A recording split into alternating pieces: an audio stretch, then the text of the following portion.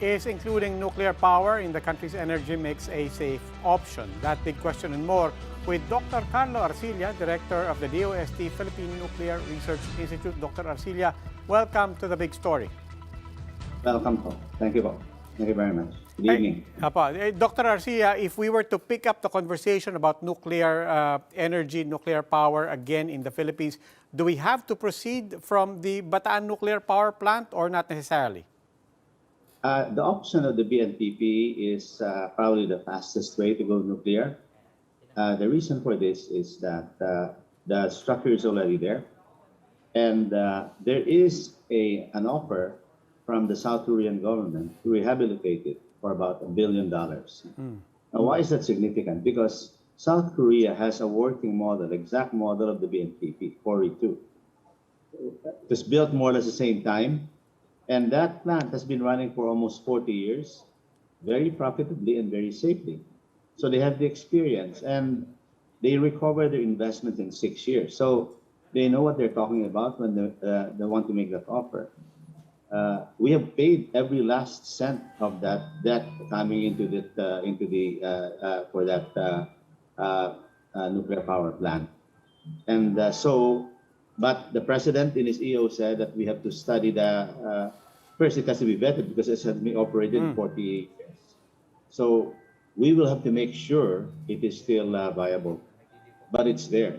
Okay. Another option is called the small modular reactors. These are small reactors that can be placed in islands not connected to the grid. It is very good for the Philippine archipelago. So the EO does not specify whether it's BNPP, but the plants will be studied on their own merits. Beyond the plants themselves and beyond even the question of where to locate a plant or those plants, what else does the country need to consider in the overall ecosystem needed to say that we are ready for nuclear power? Nuclear waste, for example. Okay, all right. I'm glad that you mentioned nuclear waste. Just to put this in perspective, the world now has about 450 nuclear power plants. The experience in nuclear is almost 50 plus years. And America, for example, has about 95, almost 100 nuclear power plants with the average age of 60 years, and the licenses are being increased to 80 years. So from the perspective of safety, why does America allow almost 100 nuclear plants, 60 years old, to even operate up to 80 years? It's inexpensive, and then it has no emissions. So it is among the biggest power sources. It is really climate-wise the best option. Now, there is nuclear waste, and nuclear waste will be active for 10,000 years. But the solution to nuclear waste disposal is geologic disposal. I know that because I'm a geologist, and there are very, very interesting studies on this. And in the Philippines, actually, there's an advantage with respect to nuclear waste disposal because we have technology to drill deep boreholes because of our geothermal technology. So, to my mind, the disposal is not an issue. The issue there, in my mind now, is stakeholders' acceptance. But the survey tells us 79% are open to it because of the prohibitive price of electricity.